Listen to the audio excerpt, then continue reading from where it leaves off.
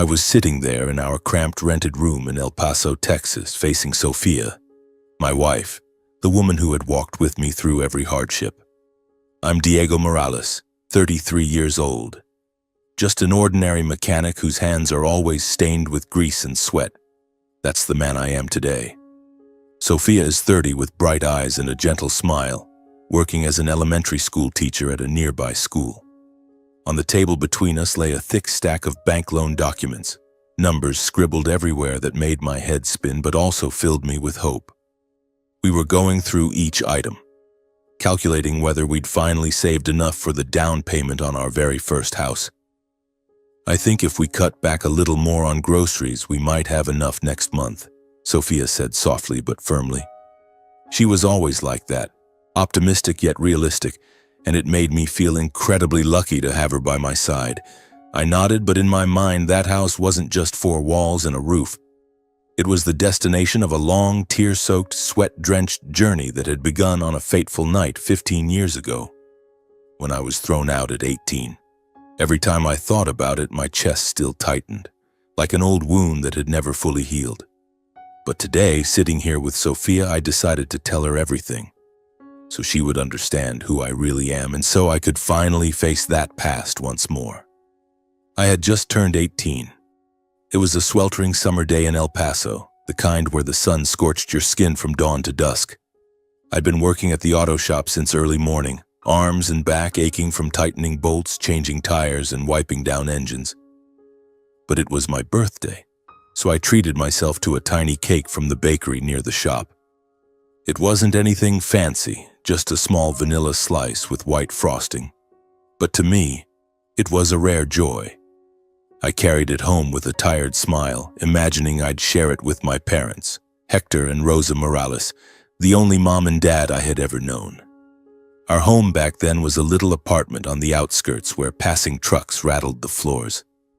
I pushed open the door and froze. My parents were standing right there, blocking the entrance, faces cold and expressionless, not a trace of a welcoming smile. Next to them was my old suitcase stuffed with clothes and a few random belongings. My heart started pounding.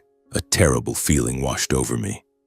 Mom, Dad, what's going on? I asked, voice trembling, the cake nearly slipping from my hand. Hector, my father, a tall man with a heavy beard and eyes that always cut like knives, stared straight at me. Diego, you're not my real son, he said bluntly, voice sharp as a blade. Your mother and I raised you until you were 18. We've done our duty. From now on, you're on your own. I stood paralyzed. Those words hit me like a punch to the face. I couldn't breathe. What are you saying? Is this a joke? It's my birthday, I stammered, stepping closer, desperately searching his eyes for any sign he was kidding. But there was nothing. His face was stone. Rosa, my mother, small with her hair in a tight bun and hands rough from years of housework, stood silently, eyes fixed on the floor as if confirming everything without a word.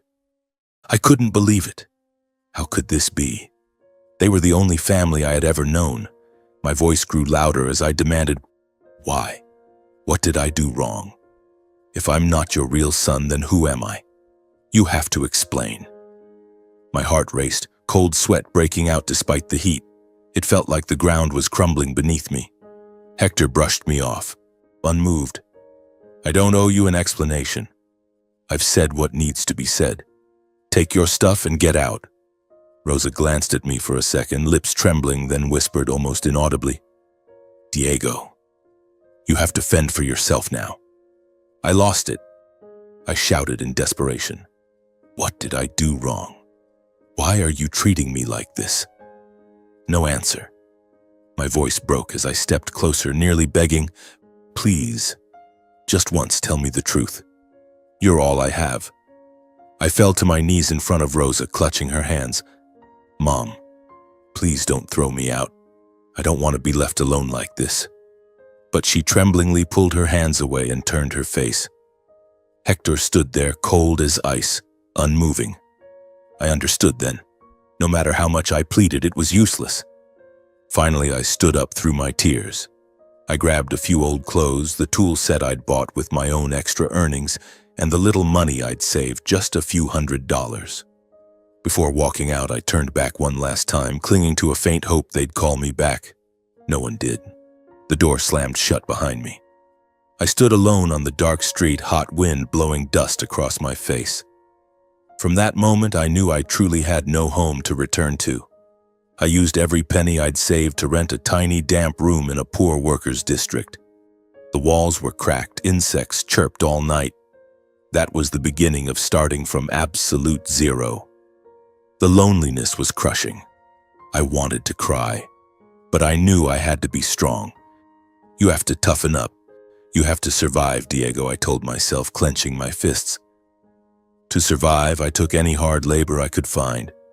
Sometimes I worked 3 shifts a day, sleeping only a few hours on the garage floor. Meals were whatever was cheapest, cheap meat sandwiches or instant noodles. At the end of each month, when I paid rent, I'd stare at my empty wallet and feel a sting in my chest. Will I make it? I'd wonder, then grit my teeth and keep going. Those days taught me that life isn't always fair and sometimes you have to fight alone. Then one evening, while doing overtime repairs at a small garage, I met Sophia. She pulled up in her old car after finishing work at the elementary school. My brakes are shot. Can you fix it? She asked gently, her big tired eyes still warm.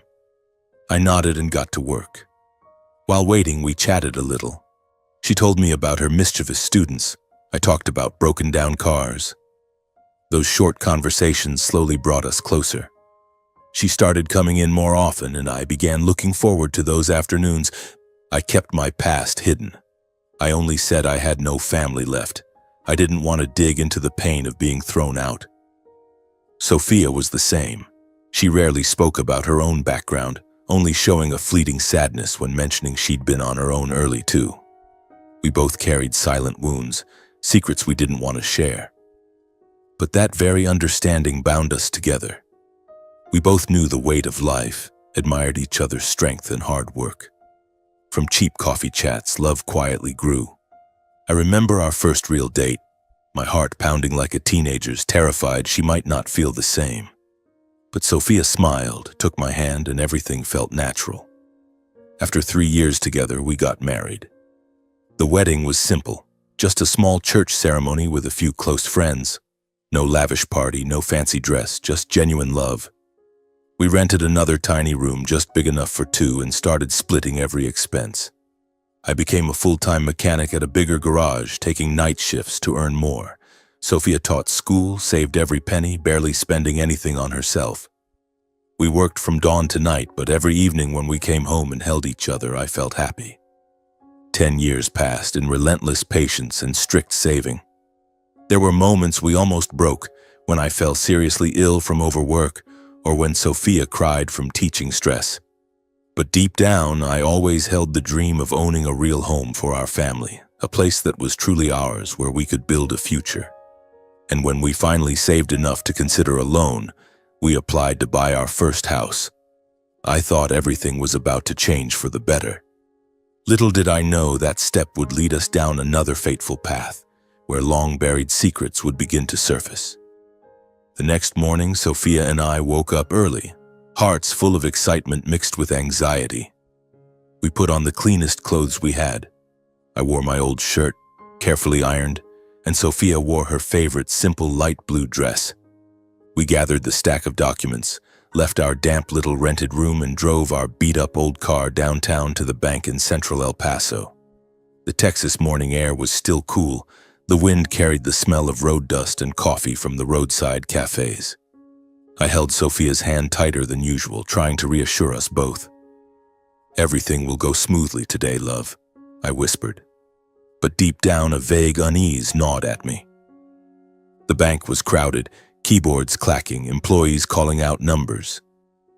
We sat waiting for our turn, clutching the folder tightly. Finally, a middle-aged woman named Maria, according to her name tag, invited us to her counter. She smiled politely, took our paperwork, and began entering the data. "Young couple buying your first house?" "Congratulations," she said cheerfully. I nodded and forced a smile while Sophia gently rubbed her belly. We didn't yet know a baby was on the way. Then in the blink of an eye, everything changed. Maria frowned at her screen, typed a few more keys, and shook her head. There's a problem. The social security number. The system says it's invalid. My stomach dropped. Why invalid? What kind of error? I asked, my voice already trembling. She double-checked, then looked at us with sympathy. This SSN doesn't match any credit record. We have to put the entire loan application on hold. You should go to the Social Security Administration office and get it checked. We left the bank in a daze. Sophia squeezed my hand, eyes worried. It's probably just a mix-up, honey. Let's go right now. I nodded, but inside a storm was brewing. My SSN, the one I'd used since childhood for jobs, taxes, everything, was suddenly invalid? It was part of me. How could it be wrong? We drove straight to the Social Security office on the outskirts, a place I never thought I'd have to visit for something like this. The waiting room was cold, filled with rows of plastic chairs and the smell of old paper. I explained the problem to a clerk, an older man with thick glasses who typed my SSN into the system. He stared at the screen, then at me, then back at the screen. "Just a moment, I'll be right back," he said, his tone odd. A few minutes later, he called me into a private office. "I'm afraid this is serious. The owner of this SSN was declared deceased 32 years ago at just over 1 year old." His words exploded in my head like a bomb. I collapsed into the chair, ears ringing, heart racing. Deceased? How? That's my SSN. I'm sitting right here alive, I shouted, voice breaking. Sophia was waiting outside, but I felt the world collapsing. 32 years ago. That was the year I was born. How could I be dead? He explained that the records showed the child with that SSN had died, and now the same number was being used by me. "This is a serious case. Possible identity fraud," he said, then made a phone call. Before I could process it, 2 men in dark suits walked in, badges gleaming on their chests. "We're FBI agents, Mr. Diego Morales," one said sternly. "We received an urgent alert from the SSA regarding use of a deceased person's identity. You need to come with us to the field office for verification." Sophia panicked when she saw me being escorted out, but they allowed her to follow in our own car. On the drive, my mind spun. The FBI? I was just a regular mechanic. How did I end up with the FBI? I thought of Hector and Rosa. That night they threw me out and a vague terror rose inside me.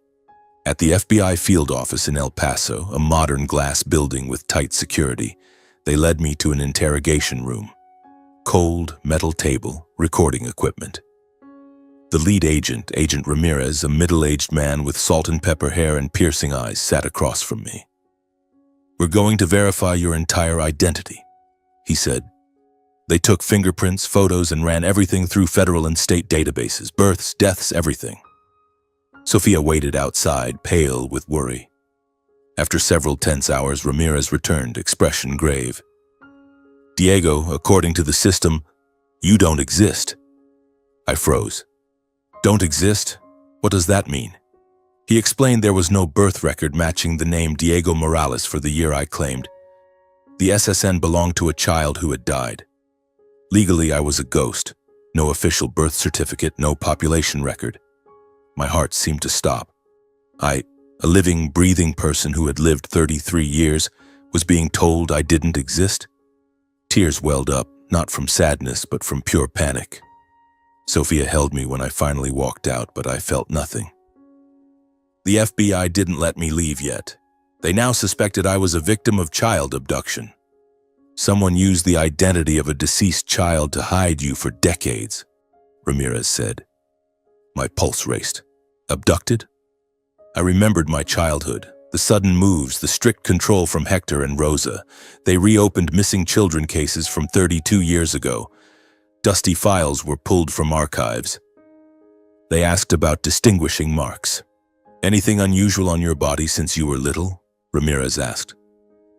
I thought, then said, "I have a birthmark on my back, an oval brown spot. They noted it and entered it into the system. We waited in the room, time stretching endlessly. I drank cold coffee with shaking hands, my mind a whirlwind of questions. Sophia held my hand and whispered, "We'll get through this, love." After hours of searching, another agent burst in, excited. "I found a match." They showed me an old case file. 32 years ago, a child just over 1 year old had been reported missing in New Mexico. Distinguishing feature, a matching birthmark on the back. Name, Diego. But last name Alvarez, not Morales. The blurry photo of the toddler. The facial features were eerily similar to mine. I stared in shock, feeling the past being peeled back layer by layer. Is that little boy me?" I whispered, touching the screen as if touching another version of myself. The FBI continued taking my statement. I told them everything I could remember. From a young age, I was kept on a very tight leash. Never allowed out alone, no friends outside school. Hector and Rosa never let me meet any relatives. I didn't even know if they had siblings. I recalled the sudden moves, Texas to Arizona and back, with no explanation. They sometimes met strange, heavily tattooed men with menacing looks. They'd talk behind closed doors. I overheard fragments about merchandise. From my testimony, the FBI concluded this was consistent with a family involved in criminal activity, constantly on the run. "Send us photos of Hector and Rosa," Ramirez said. I dug through my old phone for the few rare pictures I still had. They ran facial recognition. More waiting. My heart felt like it would burst from the tension. The results came quickly. Hector and Rosa had been low-level members of a cross-border smuggling ring. Many years earlier, during an internal gang war, their biological son, Diego Morales, was shot and killed in the chaos. Devastated by the loss, Rosa likely suffered a psychological breakdown and abducted you, a child with the same first name, to replace him, Ramirez concluded. I sat frozen. Every childhood memory, the rare hugs, the meager meals, the nights filled with fear, suddenly became evidence of a crime. My entire life had been built on the death of another child and a kidnapping that lasted over 30 years. For the first time, I realized I hadn't just been thrown out of a home. I had been robbed of my real life. Sophia held me as I cried, but I just sat there, tears falling silently, heart filled with chaos and unbearable pain. We left the FBI field office in the late afternoon as the El Paso sky turned a fiery orange-red with the sunset. Sophia drove, her hands trembling slightly on the wheel, while I sat in the passenger seat staring out the window without really seeing anything. My mind was spinning with images. Hector with his thick beard, always barking at me over the smallest mistakes. Rosa with her sad eyes, sometimes stroking my hair but then turning away. Who were they? Kidnappers? Or still the foster parents who had given me a roof for 18 years? Diego. "Let's go home," Sophia whispered, voice thick with tears. I nodded. But home now felt like nothing more than our cramped, damp rented room. A place I once thought was a new beginning. Now just another reminder of the lies. That night I couldn't sleep. Lying beside Sophia, listening to her steady breathing, I tossed and turned with questions. Why had they done it? Because they lost their real son and kidnapped me to replace him? I remembered those tiny childhood nights curled up in bed, hearing whispers outside the door. Secret conversations with strange men. Back then I thought they were just Dad's friends. Now it was clear. They were criminals living in the shadows of smuggling and gang wars. The next morning the phone rang. It was Agent Ramirez. "Diego, we need you to come in right away. This is now officially a criminal case and we need information to apprehend Hector and Rosa." I returned to the FBI office, heart pounding like a drum. This time the meeting room was fuller, several agents around the table, laptops open. Ramirez looked at me gravely. "We've confirmed kidnapping and identity fraud. Now we need everything you know. Addresses, daily routines, contacts. Anything. Where they hang out, work hours, friends." I sat down, gripping the chair arms until my knuckles hurt. My heart was tearing itself apart. These were the people who had raised me, harsh as they were. Hector taught me how to fix cars. Rosa cooked simple meals. If I spoke now, I would personally send them to prison. But if I stayed silent, the truth would remain buried forever and I would live the rest of my life as a lie. I don't know much. I don't have anything to tell, I mumbled, voice shaking. Ramirez was patient. Diego, this is the only way for you to reclaim your real life. They stole your real parents from you. I sat in silence for a long time, mind in chaos. The memory of my 18th birthday flooded back. The packed suitcase, their cold faces. They had never loved me as their own. I took a deep breath and said, "Fine." But they threw me out over 10 years ago. I only remember the old house in East El Paso, 247 Calle Vieja. They wake up early. Hector works at an auto shop. Rosa sells things at the local market. They don't have many friends, but sometimes tattooed guys would come by at night. Ramirez nodded and wrote quickly. "Thank you. This is critical." The FBI moved fast. They verified the address immediately and sent agents for surveillance. Because the case involved cross-border smuggling, Mexico and the US, they contacted Interpol. I was told over the phone, "We're coordinating internationally. Hector and Rosa may have crossed the border before." The following days were the most nerve-wracking of my life. I went home to Sofia and tried to act normal, but every doorbell or phone call made me jump. Sofia held me every night. "You made the right choice. The truth has to come out. Then you'll find your real family." But guilt still gnawed at me. Did they know I was the one turning them in? Would they hate me forever? A covert surveillance operation was launched. Undercover agents posing as locals watched Calle Vieja around the clock. Ramirez updated me. They're still there. We have eyes on them 24/7. Everything unfolded like an action movie. The arrest plan was set. "You need to come with us," Ramirez said. "You're the only witness who can positively identify them on site. We'll keep you safe." I agreed, though fear filled me. I climbed into a black FBI SUV with several agents. We drove toward Calle Vieja under cover of night, the Texas wind whistling through the windows.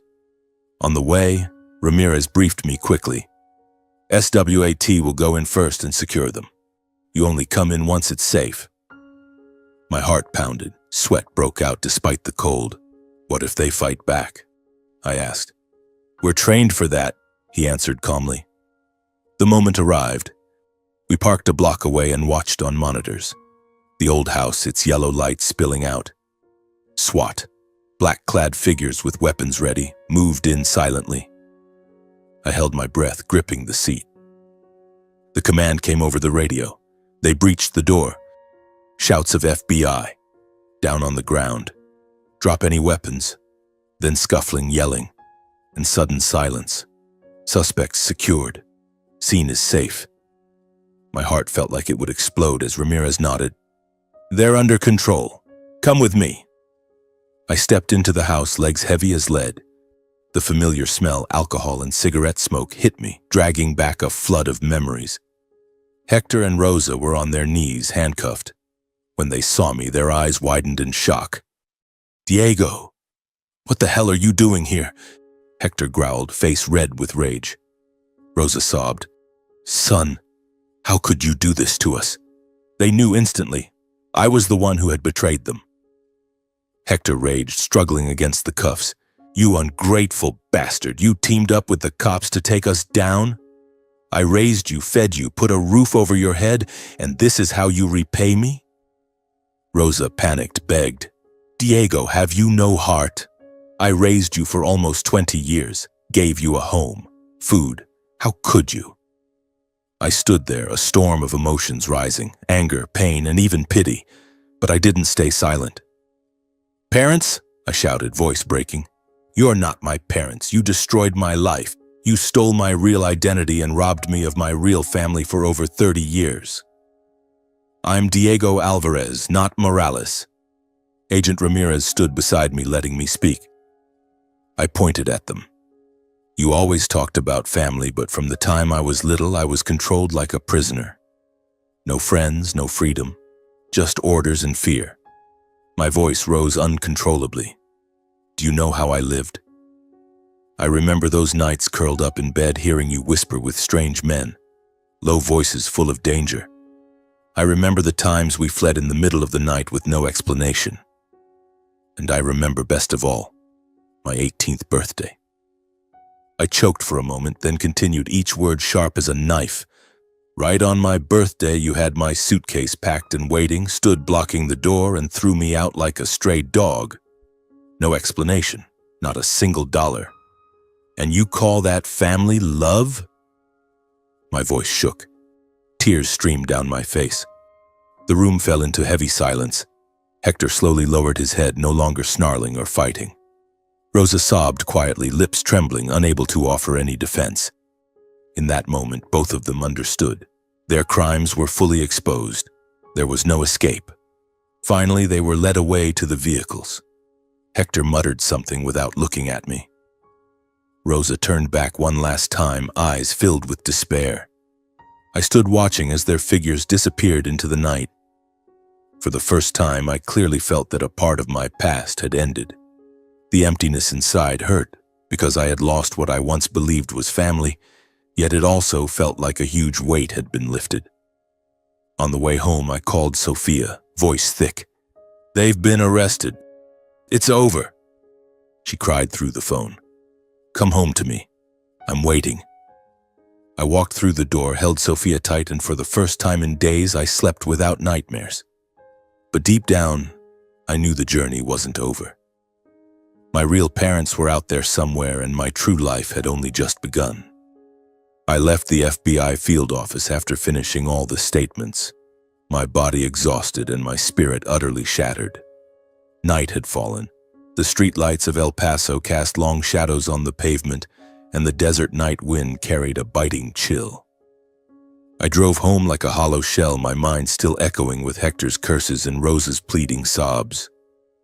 They, the people I had once called Mom and Dad, were now handcuffed and loaded into police vans. I didn't know what I was supposed to feel. Satisfaction that justice had been served, or pain because I had personally closed a chapter of my life that was built on lies. When I pushed open the door to our familiar rented room, Sophia was waiting at the table, her worried face lit by the dim yellow light. "Honey, how did it go?" she asked, voice trembling. I collapsed into a chair, buried my head in my hands, and told her everything, from beginning to end. The kidnapping, the stolen identity, the death of the real child named Diego Morales, and how Hector and Rosa had used me as a replacement toy to fill their loss. Sophia listened, eyes wide with horror, hand over her mouth to stifle sobs. "Oh God, Diego, how could this happen?" she whispered, tears streaming down her cheeks. She was deeply shaken, face pale, but instead of breaking down, Sophia wiped her eyes and pulled me into her arms. "You're not alone. I'm here. We'll get through this together." From that moment on, Sophia became my only emotional anchor. In the darkest days that followed, she stayed by my side, cooking simple meals, holding me when I woke screaming from nightmares, and whispering words of strength. "You're so strong, Diego. The past doesn't define you. The future is ours." Those days felt like hell. I didn't go to work. I just lay at home staring at the ceiling, thoughts spiraling. The birthmark on my back, the missing child file, the name Diego Alvarez, everything spun in my head like a tornado. Who was I? A poor mechanic from El Paso, or the son of some family I had never known? I called Agent Ramirez the very next morning. The phone rang a few times before his voice came through. "Diego, what's going on?" I took a deep breath. "I need information about the old missing person case. My real parents, where are they?" He was quiet for a moment, then arranged to meet me at the office. When I arrived, he led me to the records room where decades-old files were stacked high. "This case is over 30 years old," he said gravely. "We've cross-checked everything, but the address is outdated. A house in Santa Fe, New Mexico from 3 decades ago. Local authorities confirmed they moved long ago, probably after their son disappeared." My heart raced. "Santa Fe? only a few hours' drive from El Paso, yet it felt impossibly far away. I asked, "Is there any way to find them now? Federal citizen records?" Ramirez nodded. "Yes, we can help, but it will take time to search." They ran the data through federal and state residency systems. I waited in the hallway, clutching a cup of cold coffee, nerves wound tight as if awaiting a death sentence. After several agonizing hours, Ramirez returned with a rare smile. "We found them. Your biological parents are Carlos Alvarez and Teresa Alvarez. They're currently living in Santa Fe, New Mexico." I nearly dropped the phone when he handed me the printout. Not only were they alive, they were a quietly wealthy billionaire family with a vast business empire spanning real estate and technology, yet almost never in the public eye. Photos in the file. Carlos, a tall man with silver hair and a commanding presence. Teresa, an elegant woman with deep, soulful eyes. They were rich, powerful, the complete opposite of the hardscrabble life I had known. The information left me paralyzed with doubt and fear. Who was I to show up in front of such people? A grease-stained mechanic with no education or status. When I told Sophia at home, she held me tight. "No matter what the world sees, to them you are their son, Diego. Nothing can change that." But I wrestled with myself for days. At night I lay awake imagining them rejecting me, thinking I was a fraud. "What if they don't want me?" I asked Sophia. She shook her head. "They will. You're their flesh and blood." Finally, after many sleepless nights, I decided I had to meet them. Whatever the outcome, I needed confirmation of who I really was. At the FBI's suggestion, a federal officer named Agent Lopez was assigned to accompany me to ensure everything was legal and to prevent misunderstandings. "We'll introduce you and bring the DNA results," Ramirez said. We set off one golden Texas morning, driving north toward New Mexico. The few hundred miles felt like a lifetime. The landscape changed. Barren desert gradually gave way to the green hills of Santa Fe. When the car stopped in front of the Alvarez family's sprawling estate, I could barely breathe. It was a magnificent villa, high white walls, lush gardens, a glittering pool under the sun, like something out of a Hollywood movie. We rang the bell and the massive wooden door opened. There stood Carlos and Teresa Alvarez, both frozen in shock as they looked at me, a stranger whose face carried hauntingly familiar features. My face resembled a younger Carlos, my eyes were Teresa's. Teresa lost control first. She nearly collapsed, hand over her mouth, eyes wide with disbelief. "Oh my God, after all these years, am I really seeing my son?" Her voice shook, her body swayed. Carlos stood speechless, hands trembling, unable to tear his gaze away, as if afraid I'd vanish if he blinked. This can't be real," he said hoarsely. Agent Lopez stepped forward. "Mr. and Mrs. Alvarez, this is Diego Alvarez, your son who disappeared 32 years ago. We have records and DNA confirmation." Lopez briefly explained the identity verification process and handed over the DNA results. My earlier sample matched theirs at 99.9%.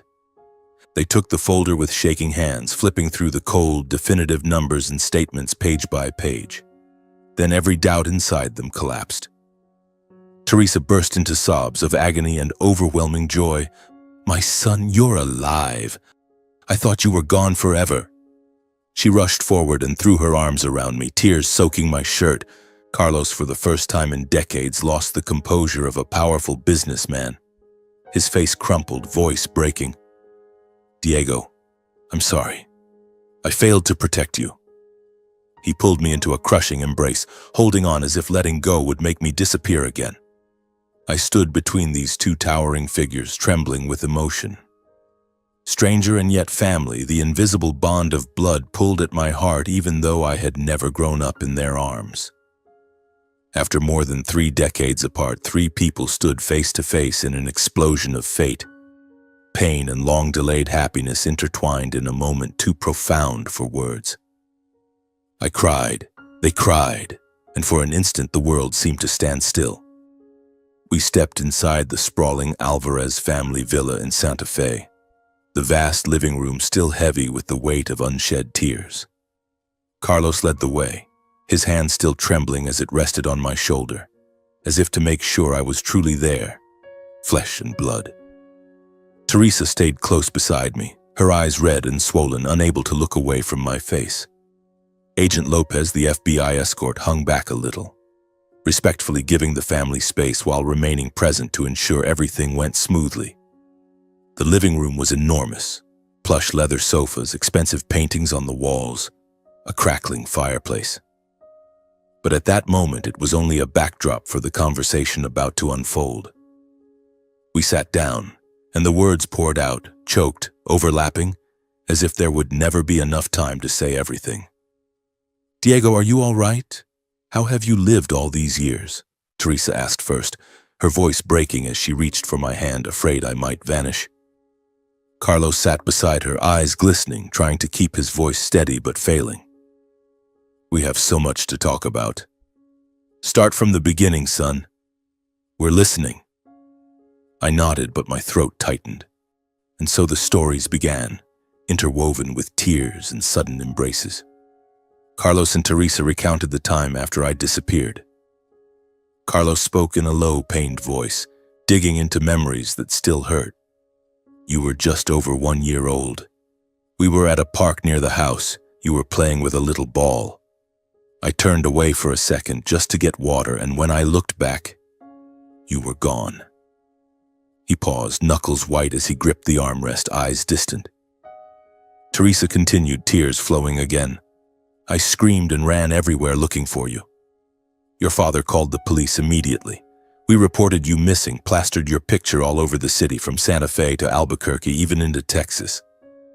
We hired private investigators. We would have spent every penny if it meant finding you." She wiped her eyes with a trembling hand, voice breaking.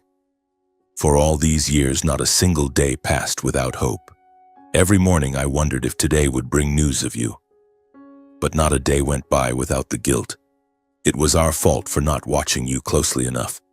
That guilt has cut into my heart like a knife every single day." I listened, my own heart aching. Carlos went on. "There were times we nearly fell apart. In the 3rd year, when every lead went cold, your mother almost took her own life from despair.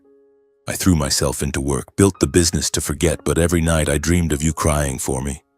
We thought you were gone forever, that fate had taken you from us for good." His voice cracked, and for the first time I saw a billionaire businessman cry like any ordinary father. Then it was my turn. I took a deep breath, trying to stay calm, but my words still shook. I grew up with Hector and Rosa Morales, the people who kidnapped me. They called me Diego Morales and used the identity of their own son who had died. From the time I was little, I was kept on a very short leash. No going out alone, no friends. They moved constantly, Texas, Arizona, back again, always in a rush, like they were running from something. I paused, remembering those nights curled up, listening to mysterious whispers outside the door. When I turned 18, they threw me out. Said I wasn't their real son and they had done their duty. I survived on the streets, doing any job I could, hauling loads, fixing cars, working night shifts until I collapsed. No home, no family, just a few $100s I'd saved. Carlos and Teresa listened, their faces shifting from pain to fury. Teresa gripped my hand tightly. "Those monsters, they stole you from us for over 30 years. They destroyed our family and left wounds that will never heal." Her voice rose with rage. Carlos slammed a fist lightly on the table, eyes blazing. "They're criminals, Diego. I'll make sure they pay. But you've suffered far too much." Their anger felt like a protective fire, and for the first time in my life, I truly felt shielded. I continued. "Then I met Sofia." I glanced at my wife and smiled through tears. She came to the garage where I worked part-time to get her car fixed. From short conversations, we grew close. I hid my past, just said I had no family. Sofia had her own silences too. We fell in love, married simply after 3 years, and built everything from nothing. Rented a tiny room, worked ourselves to the bone, saved every penny, dreaming of our own house. When they learned I was married, Carlos and Teresa lit up with joy, as if a huge weight had been lifted. Carlos nodded warmly. We want to meet our daughter-in-law as soon as possible.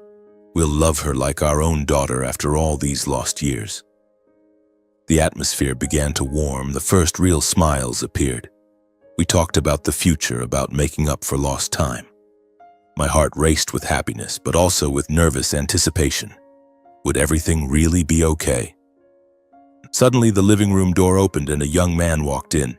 He was about 28, tall, neatly dressed in a shirt and slacks, hair perfectly styled.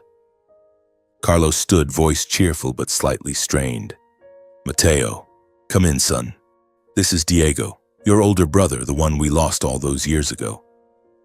Mateo Alvarez, my biological younger brother, whose existence I had never known, stopped in his tracks, eyes scanning me with surprise.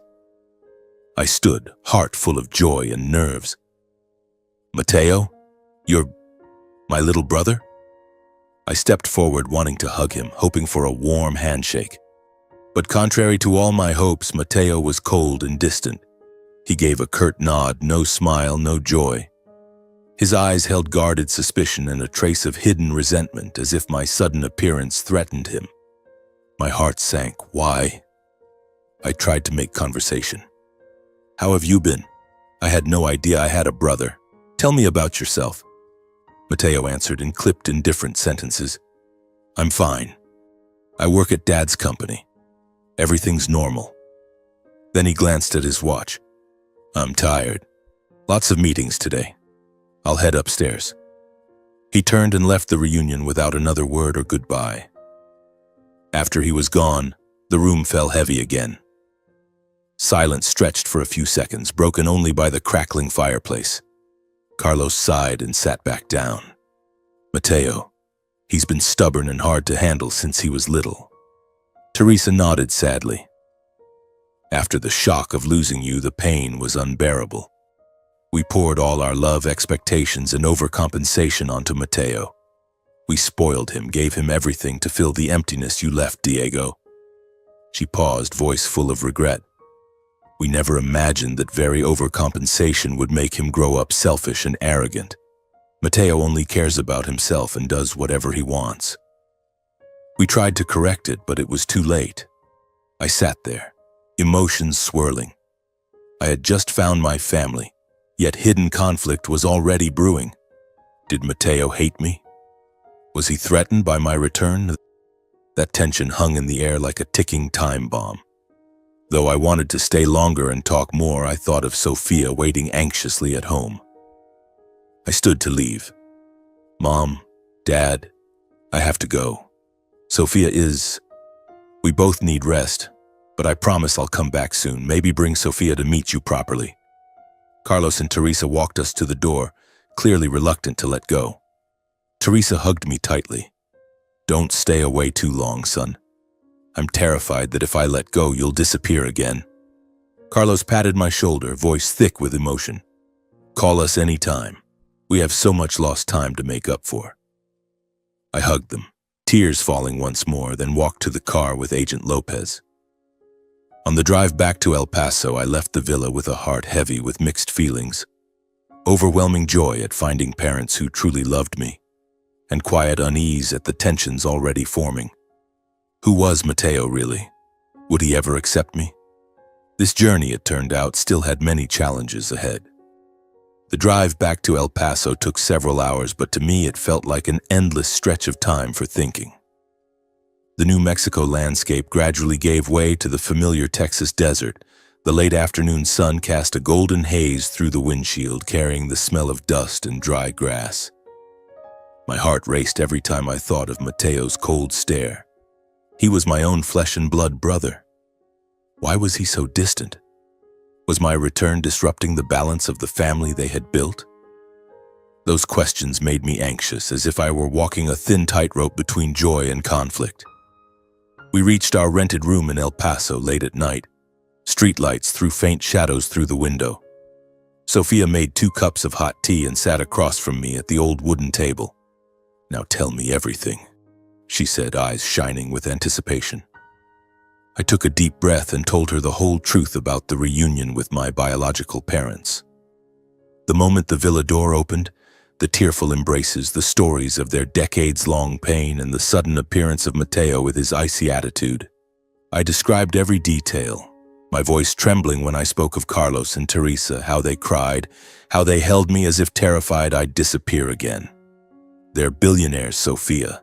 They have everything, except their son for 32 years. And now that son is me. Sophia listened, her face shifting from shock to deep emotion. Her eyes welled up and tears rolled down her cheeks. Oh, Diego, you finally found your family after 32 years lost. I'm so happy for you. She threw her arms around me, voice breaking. But then she cried harder, happy and heartbroken at once. I feel so sorry for you. All those lonely years scraping by with no one to protect you. You've suffered too much, Diego. I held my wife tightly as my own tears fell. For the first time in days, I felt relief from sharing everything. Sophia stroked my back. From now on, you have me, and you have your real parents. Everything will get better. But before I could even calm down, Sophia wiped her tears, smiled through them, and took my hand and placed it on her belly. Diego, I have huge news. I'm pregnant.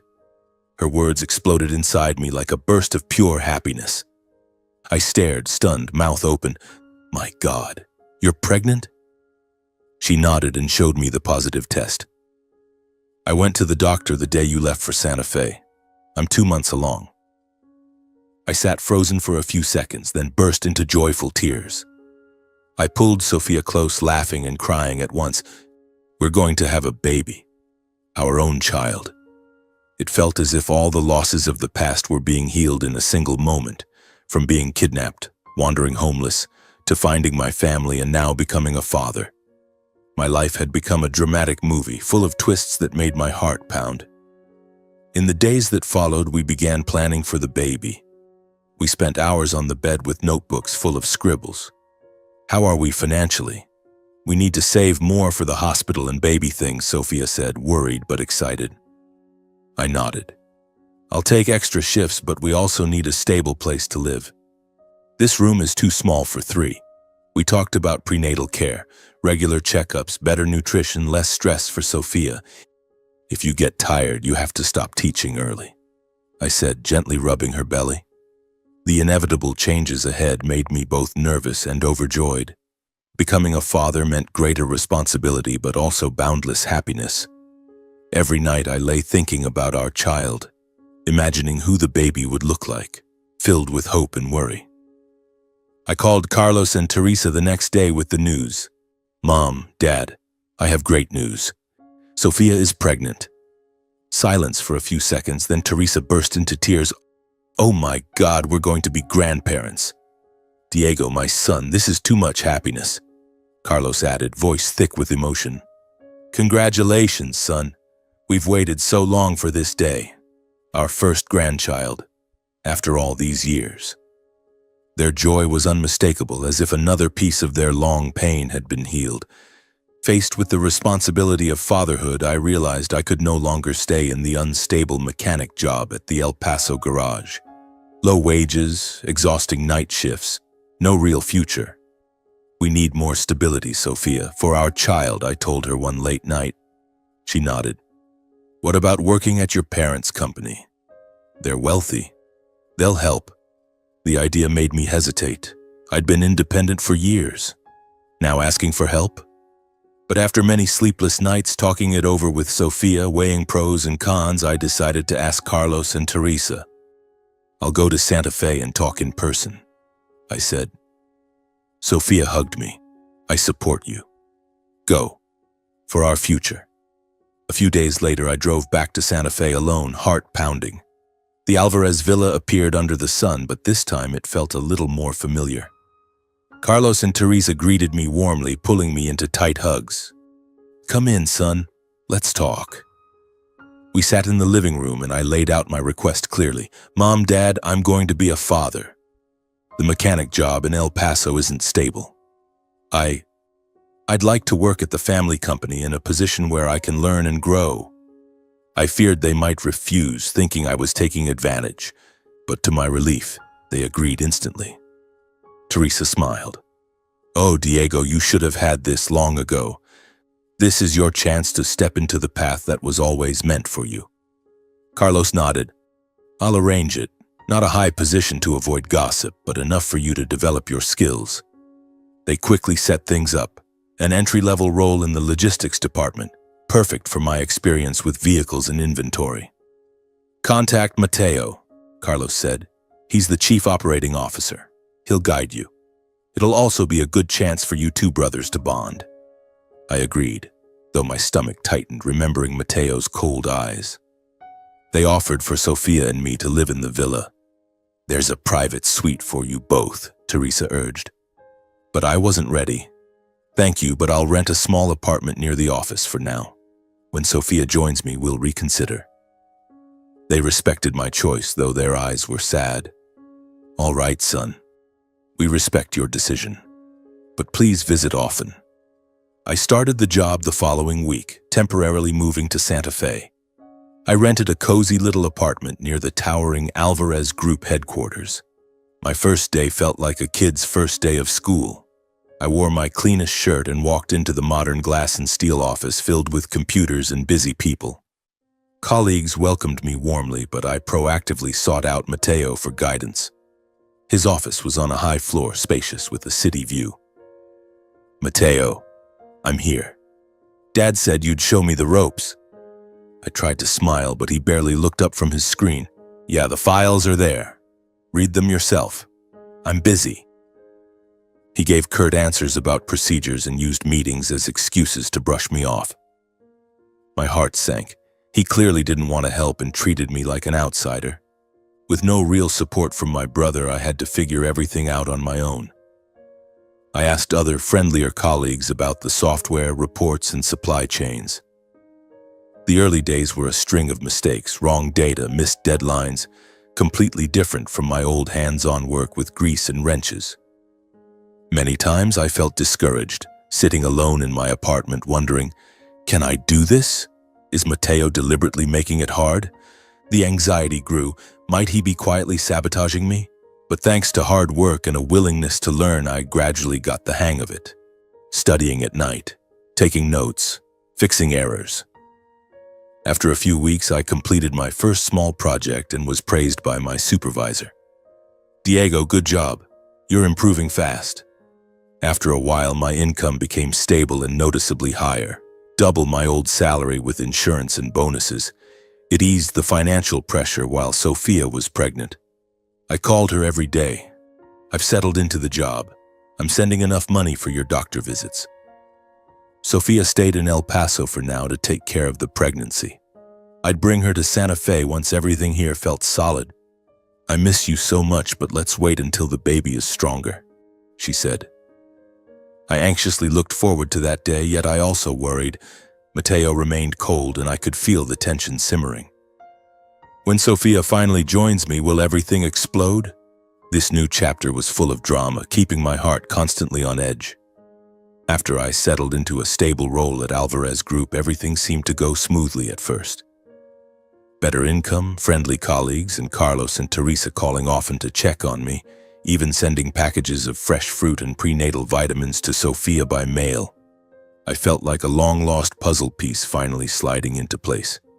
But then Mateo began to reveal a clear wariness and hostility that went far beyond the initial coolness I had seen at the villa. At first I thought he was just busy or still adjusting to the sudden appearance of a long-lost older brother from the past. Yet day by day I realized it was a quiet, simmering enmity, like a current running beneath a calm surface. In department meetings, he avoided eye contact and his comments always carried a sharp, cutting edge. You're new here, so be careful with the data. Don't make the whole team pay for it, he once said, sounding more like a warning than advice. My heart raced every time I faced him. I kept asking myself, why? What had I done to make my own brother hate me this much? With his authority as chief operating officer, Mateo quietly assigned me to the most difficult sections, like a calculated game of cat and mouse. First came a major client logistics project buried under years of complicated, untouched paperwork no one else wanted. Then came the dead-end projects, like optimizing an international shipment stalled by customs disputes and contract conflicts that had been a mess long before I arrived. I worked myself to the bone, staying up all night checking numbers, calling partners in different time zones, skipping meals for emergency meetings. The pressure crushed me. I woke each morning drenched in cold sweat, mind spinning. Late at night, I called Sophia. "Love, I'm exhausted. Matteo keeps giving me impossible tasks. I feel like giving up." She comforted me. "Hang in there. I believe in you. Don't let him win." But every morning walking into the office felt like stepping into battle, my heart pounding with dread over what new surprise Matteo had prepared. Colleagues whispered, "Matteo's really hard on you, Diego. Keep going." It didn't stop at coldness. Mistakes I never made were silently pinned on me, like invisible knives in the back when I least expected it. Once a shipment was delayed because of an old software glitch from another department. Matteo called an emergency meeting and pointed straight at me in front of everyone. "Diego, you're in charge of this area. How did you let this happen? We almost lost a major client." I tried to explain that the error predated my involvement and even showed old emails as proof, but he cut me off coldly. "No excuses. You take full responsibility." I was publicly reprimanded repeatedly in front of colleagues and even Carlos. Though Dad never said anything harsh, I caught the worry and disappointment in his eyes. Colleagues began looking at me with suspicion, whispering behind my back, "That new guy. He's always getting chewed out by the big boss." I sank into a period of instability both mentally and professionally. Every evening in my apartment under the dim neon light, I sat alone questioning myself. Should I quit? Is Matteo trying to push me out? Will Mom and Dad be disappointed in me? Tears fell silently on those long nights. But thinking of Sophia and our unborn child, I gritted my teeth and endured, heart pounding with anxiety about what was coming next. After those initial stumbles, I slowly regained my footing, like a fighter rising after being knocked down. I realized I couldn't let Matteo control the game. He was setting traps and I had to protect myself smarter. I quietly reviewed every task, double-checked every figure and file, and even backed up all emails and reports for evidence. I spent weekends learning advanced management software, rereading old company reports, and recording meetings to analyze Matteo's words later. No more letting him catch me off guard, I told myself each morning, heart racing with determination. I became meticulous, triple-checking every step, consulting trusted colleagues without revealing too much. Thanks to that caution and persistence, I began dismantling the traps one by one. A hopeless project was turned around when I contacted the partner directly, renegotiated terms, and finished ahead of schedule. My supervisor praised me. "Diego, you saved the whole team." I started earning respect through real ability. Colleagues' views changed. "You're really good, Diego. Who'd have thought a newbie could pull this off?" The clashes between Matteo and me in meetings grew more tense and open. The brotherly conflict was no longer hidden. In one large meeting, when I presented a supply chain optimization idea, Matteo interrupted sharply, "This plan isn't feasible. It's too risky." I didn't back down. I calmly countered with data. "Look at these figures again, Matteo. It's based on real reports and already verified." The room froze. Everyone exchanged glances. Carlos, chairing the meeting, intervened. "Both of you calm down. Diego's idea is solid. Let's try it." Matteo's face turned red. He left early, citing another commitment. From then on, confrontations became more frequent, like small battles inside the company. My heart pounded every time I walked into a meeting room, never knowing how he would strike next. Amid all that turmoil, work pressure, and growing family tension, I decided I could no longer leave Sophia alone in El Paso worrying. Her pregnancy was in the 4th month. Her belly was growing and our nightly calls full of longing tore at me. "Diego, I can't sleep. I'm so worried about you there by yourself," she said. I couldn't bear it anymore. "Come to Santa Fe. I'll come get you. We'll be together. I'll feel better." She agreed, voice trembling with emotion. That's what I want too. That weekend I drove back to El Paso, heart racing with joy. We packed our simple belongings, clothes, basic baby items, and drove to Santa Fe. We moved into the small apartment I had been renting. From then on, we faced my work stress, Sophia's pregnancy, and the storms from my biological family together. Mateo remained a dark cloud, but with Sophia beside me, I no longer felt alone. Despite the mounting difficulties, late nights at work, Sophia's pregnancy fatigue, and company rumors about the brothers' feud, we leaned on each other and encouraged one another day by day. Every evening, Sophia cooked simple meals and rubbed my back. Keep going for our future. I massaged her swollen feet and vented about the office to relieve stress. We prepared mentally for the official family introduction. Carlos and Teresa kept pleading, "Bring Sophia home so we can meet like a real family." I was nervous but happy. "It'll be fine, love." Sophia nodded, though sometimes she looked anxious. "I'm afraid I won't fit in, they're so rich." On the evening of the introduction, I drove Sophia to my parents' villa, heart pounding with excitement and nerves. The Santa Fe night was cool. Streetlights cast golden glows on the familiar road to the luxurious estate. Sophia wore a simple but pretty maternity dress, her belly clearly showing, holding a small bouquet as a gift. "Diego, I'm so nervous," she said, voice shaking. I squeezed her hand. "Mom and Dad will love you. You're the perfect daughter-in-law." But as we neared the villa, I noticed Sophia growing unusually agitated. Her face paled, her hands gripped tightly as if fighting something back. "Are you okay? Are you feeling sick?" I asked, worried. She didn't answer, just stared straight ahead, panic barely hidden, eyes glistening. When we reached the gate, Sophia suddenly stiffened, then in terror demanded, "Diego, turn around! Take me home right now. I can't go inside that house." Her voice was shrill with fear. I braked in shock. "What are you saying? Why all of a sudden?" "Mom and Dad are waiting." I tried to calm her, rubbing her back, but Sophia flung the door open and stumbled out, legs shaking on the sidewalk. "No, you don't understand." "I can't," she shouted, tears bursting out. I jumped out in panic and held her. "Calm down. Tell me what's wrong." At that exact moment, Mateo's car came up behind us, headlights sweeping over us. He saw us on the roadside and braked hard, tires screeching in the night.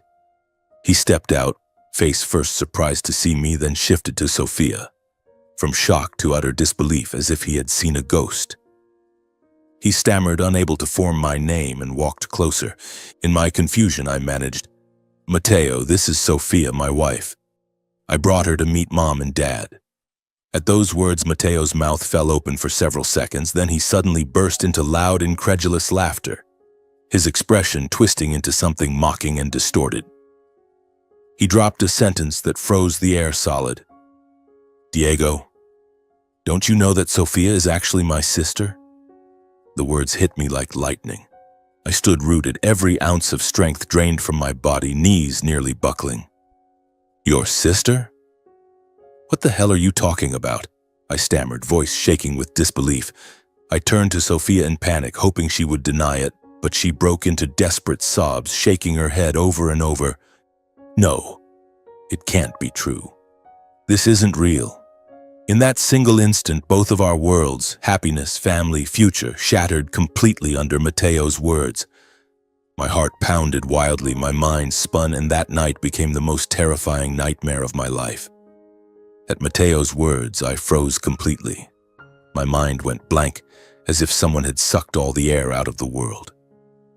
The phrase "my sister" echoed in my ears like thunder, repeating over and over, yet I could no longer think or react. My legs turned to lead, rooted to the cold pavement beneath the glow of the villa's gate lights. Mateo stood there, a mocking smile still on his lips, his eyes gleaming with a strange satisfaction, as if he had been waiting for this exact moment for a very long time.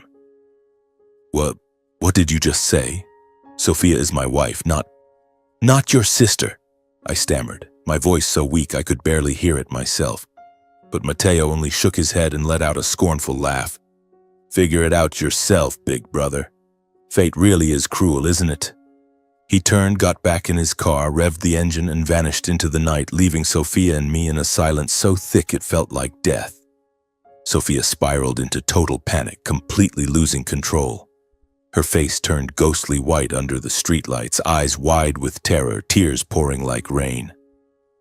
She staggered back a few steps, hands trembling over her pregnant belly, then suddenly spun around and bolted toward our car. "Sophia, what are you doing?" "Wait!" I shouted, but the night wind swallowed my voice. She flung the door open, slid into the driver's seat, and started the engine with frantic speed. Tires screeched on the pavement as the car shot forward into the darkness, red taillights fading around the bend. I screamed after her in desperation, running a few useless steps. But it was no use. The car was gone, leaving me standing paralyzed in the middle of the road, the icy wind whipping through my clothes, carrying the scent of withered leaves and dust. My heart seemed to stop. The world blurred around me. Only the frantic pounding in my ears remained. In that broken state, I stumbled on foot toward the villa, each step dragging like the weight of my collapsed life. The iron gate creaked open under my hand. But I felt nothing. No pain. No anger, only a vast emptiness in my chest. The long driveway stretched endlessly, garden lights casting swaying shadows of trees like ghosts. Memories of my happy days with Sophia flooded back. Our first meeting at the garage, our first kiss in the El Paso rain, our simple wedding with just a few friends. Now, what had it all become? A horrific mistake. I pushed open the grand front door and stepped into the marble-floored foyer, the glittering chandelier mocking my pain. Carlos and Teresa saw me arrive alone and instantly sensed something catastrophic had happened. They had been waiting in the living room. Teresa with an eager smile, Carlos holding a bottle of wine to celebrate. But when they saw me, face ashen, eyes hollow, looking like a ghost, they both leapt to their feet. "Diego, what happened? Where's our daughter-in-law?" Teresa asked frantically, voice shaking as she reached for me. Carlos stepped forward, face grave. "What's going on, son? Why are you here alone?" I stood there speechless, mouth dry, mind still reeling from Mateo's words. I wanted to explain, to scream, but my throat closed up. Only silent tears fell. Mateo leaned against the wall with a satisfied expression, then suddenly let out a derisive laugh that echoed through the vast room. "Talk about cruel fate," he said venomously, voice dripping with sarcasm. "Big brother married his own sister and got her pregnant, no less." "Brilliant, Diego." Carlos and Teresa were stunned beyond belief, almost unable to process what they'd heard. Teresa whipped around to Mateo, face white. "What did you just say? Sister? What do you mean?" Carlos grabbed Mateo's shoulder. "Explain yourself right now. What the hell is going on?" I stood motionless, watching the scene as if from another world. Mateo recounted everything that had happened at the gate, his tone laced with mockery and triumph, as if telling a dark joke. I saw them outside the gate. Sophia was panicking. Diego introduced her as his wife. I recognized her instantly. Sofia Alvarez, the daughter Mom and Dad adopted years ago who ran away from home. I just told the truth. She's his sister. Then she burst into tears, jumped in the car, and sped off. He smirked, eyes glittering. At those words, Carlos collapsed onto the sofa, face gray as death, clutching his chest. "No, it can't be. Sophia, our adopted daughter? And Diego?" Teresa shook her head violently, barely able to stand, leaning against the wall. "Dear God, how can this be? They're siblings? They got married?" She rushed to hug me, but I remained frozen, unresponsive, my mind empty. I left the villa that night physically exhausted and mentally shattered, not knowing where to go or how to begin again. Carlos and Teresa begged me to stay. "Don't leave, son. We'll figure this out." But I shook my head, voice hoarse. "I can't hear any more right now. I need time." I walked out. The icy night wind slapped my face, carrying the scent of night-blooming flowers from the garden. I took a taxi back to the apartment, staring blankly out at the empty Santa Fe streets. Out there somewhere, Sophia had vanished into the darkness, carrying an unexplained secret and a growing life inside her in panic. Was she safe? Driving alone at night, pregnant and distraught? What if something happened? The thought cut through me like a knife. Tears fell again. I returned to the apartment, clinging to a faint hope that Sophia had only left in a moment of anger and would come back. The place was silent under the streetlight glow spilling through the window, her coffee cup from that morning still on the table, her maternity dress hanging in the closet. I pushed the door open and called her name. No answer. No sign she had returned, the keys still in their place, the bed cold and untouched. I sank to the floor, head in my hands, that fragile hope slowly dissolving. I called Sophia over and over, out of service, every ring ending in cold silence. I sent dozens of desperate texts. "Sophia, I'm so worried. Please come back, we'll talk." No reply, the phone screen stayed cruelly blank. Day 2, then day 3, still no sign of her, no message, no clue. I barely ate or slept, wandering the streets around the apartment, asking at parking lots, gas stations, convenience stores, only sympathetic headshakes. I called local hospitals, police stations, even posted missing person notices on local social media. Nothing. Only one question remained in my mind. With a belly that size, where could Sophia possibly go alone in such a state of panic? I was torn apart by fear for my wife and child, if she had an accident, if the baby was harmed. And by the torment that, even if she needed to escape, she could at least send one message to let me know she was safe. "Why did you leave me like this, Sophia?" I whispered, tears rolling down. But my initial searches led nowhere.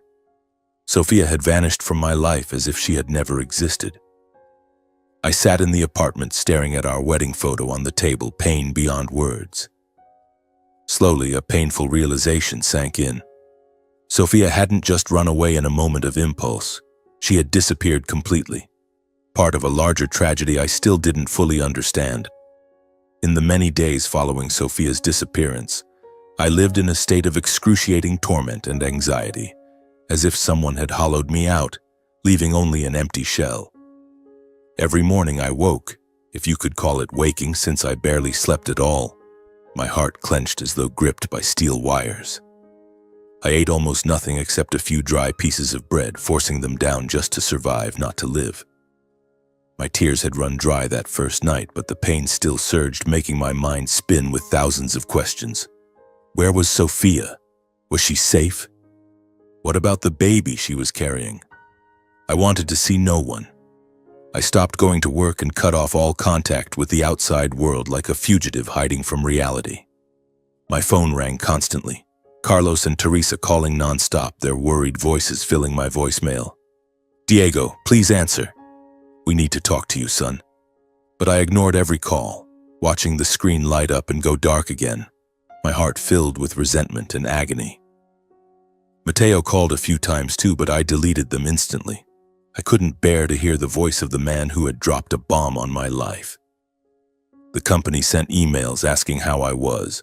My supervisor texted, "Diego, are you okay? We're really worried." But I didn't reply. I just lay curled up in the apartment like a lost soul, doors locked, curtains drawn so the Santa Fe sunlight couldn't get in. Time crawled like molasses, every hour was torture, and I felt myself slowly dying. One afternoon, as the Santa Fe sun began to set red behind the mountains, there came frantic knocking at the door. I lay motionless on the sofa, unwilling to answer, but the knocking wouldn't stop, accompanied by Teresa's voice. "Diego, open the door. Mom and Dad are here. We need to see you." I dragged myself to the door and opened it a crack with trembling hands. Carlos and Teresa stood there, faces gaunt, eyes red from worry. I opened the door fully. Gaunt, disheveled, lifeless eyes like a wandering ghost. My clothes were rumpled, beard overgrown, and I reeked of sweat and dried tears. Teresa burst into tears at the sight of me. "My son, how did you let yourself get like this?" "Oh God." Carlos put an arm around my shoulders, voice low. "Come inside, son. We need to talk." I silently let them in, said nothing, and sat motionless on the chair like someone awaiting a final judgment. The small apartment now felt like a prison. Clutter everywhere, the air suffocating. Carlos and Teresa sat across from me. Teresa took my hands. "Diego, you have to stay calm and listen to everything we're about to tell you. We've been hiding something huge from you." My heart pounded, but I remained silent, staring at them with hollow eyes. Carlos took a deep breath, voice heavy with guilt. "Sofia is not our biological daughter, son. She was adopted. We took her in about a year after you disappeared. The pain of losing you was unbearable. We thought adopting a child might ease it somehow. Sofia came from an orphanage, and we kept it secret for 30 years. No one knew, not even Mateo, and not Sofia herself. We wanted her to feel like our real daughter, to erase the pain." Teresa continued, tears streaming down her pale face, voice shaking as if each word had to be dragged from deep suffering. "When Sofia turned 18, she refused the path we had planned for her. A prestigious university, then a marriage we arranged to strengthen the family's position.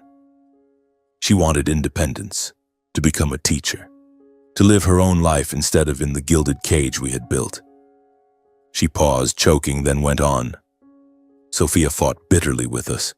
Then one rainy night she ran away from home and cut off all contact with the Alvarez family for years. We searched everywhere, hired private investigators, but it was hopeless. She changed her name, moved to El Paso, and started a new life. We never imagined, truly never imagined, that she would meet you, Diego." Teresa broke into sobs, clutching my hands tightly. "My son, I'm so sorry. We kept the truth hidden, thinking we could protect everyone, but it only led to this tragedy." Carlos bowed his head, voice full of remorse. "We were wrong, Diego. Wrong to hide Sofia's adoption, wrong to try to control her life. If we had told the truth sooner, today might never have happened. You and Sofia meeting, falling in love, not knowing the past. It's our fault, son.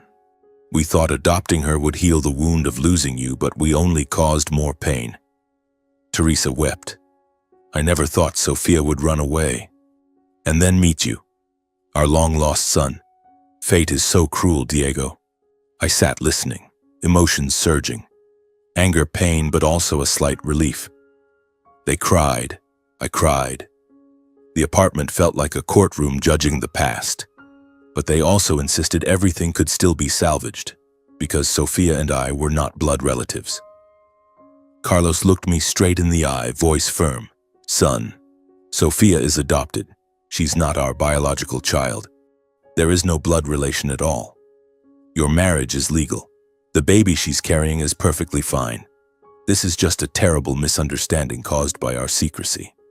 We have to find Sofia, explain everything, and fix this." Teresa nodded, wiping tears. "That's right, son. Sofia doesn't know the truth. She panicked thinking she was our biological daughter. But she's not. We can prove it with the adoption papers. Everything can be repaired, Diego." Their words were a faint ray of light in the darkness, but the pain remained. "But Sofia is gone, Mom and Dad. I've searched everywhere and can't find her." I begged Carlos and Teresa to use their connections and private security network to track Sofia down. I looked at them, voice desperate. "Please help me find her. I can't do it alone. She's pregnant. She's terrified. What if something happens?" Carlos nodded immediately. "I'll use every contact. Private investigators, city cameras, friends in the police. We will find her." Teresa hugged me. "I promise, son. Sofia is our daughter-in-law and the baby is our hope. We'll bring her home." They left with that promise, and for the first time in days, a tiny spark of hope flickered inside me, though my heart was still crushed with pain. I sat alone staring at our wedding photo, whispering, "Sofia, wait for me. I'll find you." The days of waiting for news from Carlos's private investigators were the most nerve-wracking of my life. Like sitting on burning coals, every passing second pure torture. Every night I called Carlos. "Any news yet, Dad?" He reassured me. "The investigators are checking traffic cameras on every highway." Sofia was heading north, probably toward Colorado or Utah. We'll find her, son. Why had fate pushed us to this point? Sophia, where are you? Is our baby all right? Those nights I lay awake imagining Sophia alone in some cheap motel crying because she believed we were blood siblings. My heart felt torn apart. The faint hope from my parents' promise kept me clinging on, but the fear that it might be too late haunted me, making everything more dramatic than ever. Then the moment came, after nearly a week of non-stop searching. Carlos called me at midnight, voice excited yet anxious. Diego, the investigators, found her. From traffic camera footage on I-25, Sophia is in a quiet little town in Colorado called Evergreen. She's staying at an old motel. We have to go now. My heart pounded so hard it felt like it would burst. Tears of relief poured out. Really, Dad? She's alive. I'm leaving right now. I leapt out of bed, threw on clothes, heart racing. Would she forgive me? Was the baby okay? Evergreen, a small town surrounded by pine forests about 3 hours from Santa Fe, sounded like the perfect place to hide, yet so lonely. I pictured Sophia sitting alone in a dark room, arms wrapped around her belly, crying from the horrific obsession, and my heart ached. Without wasting a second, Carlos, Teresa, and I set off immediately. We sped north in the family's black SUV under a starry New Mexico sky, then into Colorado. The 3-hour drive felt endless. My mind raced with every possible scenario. How would Sophia react when she saw me? Did she still love me after everything?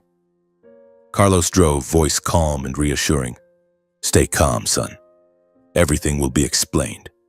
Sophia isn't as fragile as you think.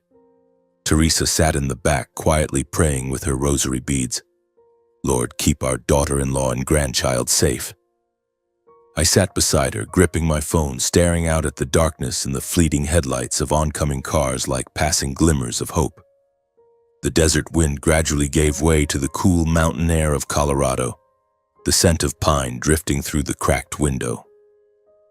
But I could only think of Sophia, my wife, the woman who had walked with me through every hardship, now alone in despair.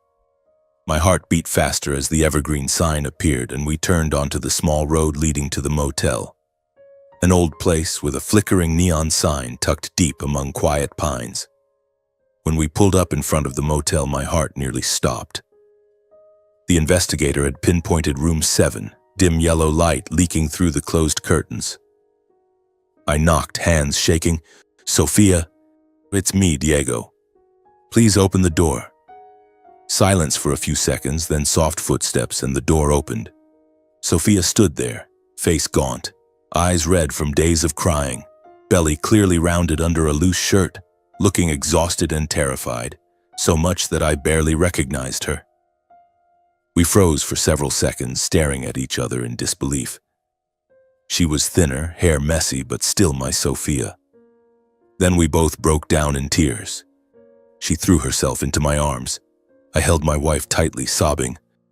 Sophia, I found you. I'm so sorry for everything you've been through. Her familiar scent filled my senses, and all the pain of the past days melted away. Only the overwhelming joy of reunion remained. Carlos and Teresa stepped into the small room. Teresa rushed to hug Sophia. My daughter-in-law, you've suffered so much. I'm so sorry. Sophia looked at them, eyes wide with shock. Mom, Dad, you came too? Carlos sat on the edge of the bed, voice calm but deeply emotional. Sophia, listen to me. You are not our biological daughter. We adopted you from an orphanage after we lost Diego. We kept it secret so you would feel like our real child. But that was a huge mistake. You ran away at 18 because we tried to control your life and we couldn't find you for years. That mistake led to today's tragedy. You and Diego meeting without knowing the past. Teresa, tears streaming, added, I stayed silent because I was afraid you'd leave again, Sophia. But we can't hide it anymore. You and Diego are not blood related. Your marriage is legal and the baby is a blessing. I'm sorry for everything. For forcing you, for hiding the truth. We were wrong. Please forgive us. Sophia listened, her face shifting from shock to gradual relief, then burst into sobs in my arms. It's true. I'm not his sister. We didn't do anything wrong. She was freed from the horrific obsession of incest and guilt, yet still anguished at fate's cruelty. Why did fate play with us like this? I ran away for freedom, met you, fell in love, only to learn this now. The tragedy dissolved in late forgiveness. 3 generations stood together in tears and regret. Carlos bowed his head in apology. Teresa wept while holding Sophia, and I held my wife even tighter.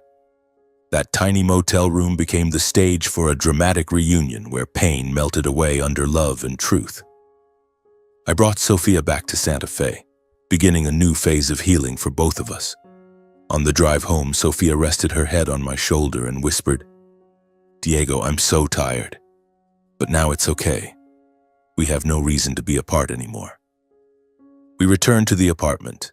The Alvarez family doctor examined Sophia immediately and confirmed the baby was healthy. In the days that followed, we spent time together, healing walks in the park, cooking simple meals, talking about the future. A slow but steady recovery, with me always by her side, gently touching her belly. "Little one, Mommy's home." Carlos and Teresa visited often, bringing nourishing food and apologizing endlessly. "We'll never hide anything again." Once everything settled, Diego and Sophia were officially introduced to the entire Alvarez clan, and Sophia's adoption was openly and transparently revealed to the family. At a large family gathering at the villa with relatives coming from afar, Carlos stood and told the whole story. "Sophia is our adopted daughter, but now she is our daughter-in-law, and Diego is our long-lost biological son who has returned." Everyone was shocked, then applauded and hugged Sophia. "Welcome home." Sophia smiled through tears. "Thank you, everyone." Through all these events, Mateo, for the first time, faced the pain he had caused his parents and brother, realizing he had been part of the tragedy. He came to me privately, voice full of remorse. "Diego, I'm sorry. I was jealous. Thought you were taking everything. So I revealed the truth to hurt you. I was wrong." The resentment in Mateo gradually dissolved, replaced by regret and awakening. From then on, he and I set aside our grudges and began working together, each with our own strengths, my practical experience and his management knowledge. Under Carlos and Teresa's guidance, Alvarez Group entered a phase of stable, stronger growth, not just financially, but in family values. Carlos held regular family meetings, emphasizing, "Family is the foundation." The company expanded, but now with a focus on unity. Mateo and I successfully led major projects together. My life with Sophia slowly returned to peace after the chain of upheavals, though the painful memories remained as reminders. We moved into our own house near the villa, took evening walks. Sophia returned to teaching, and I worked with new joy. A few months later, Sophia gave birth to a healthy baby boy. We named him Lucas Morales Alvarez. Lucas became the hope and new beginning for the entire family. He was cherished and protected like a treasure, the invisible thread that mended fractures once thought irreparable. In that loving embrace, Lucas grew up peacefully, gradually soothing and erasing the pains of the past. Looking back, from a kidnapped child, abandoned and struggling to survive, to finding family, love, and a son, I realized life is not only loss, but also opportunities to start over. I learned that truth, no matter how painful, must always be told, because only truth can save people from tragedy, as it did for us. Secrecy nearly destroyed everything. I also understood that family is not built on blood alone, but on responsibility, forgiveness, and the courage to face the past. Sophia was adopted, but she is now my wife and the mother of my child, my true family. And after all the suffering, I believe that as long as we never let go of each other, we can still find light even in the darkest moments. We held on, we overcame, and now we are happier than ever.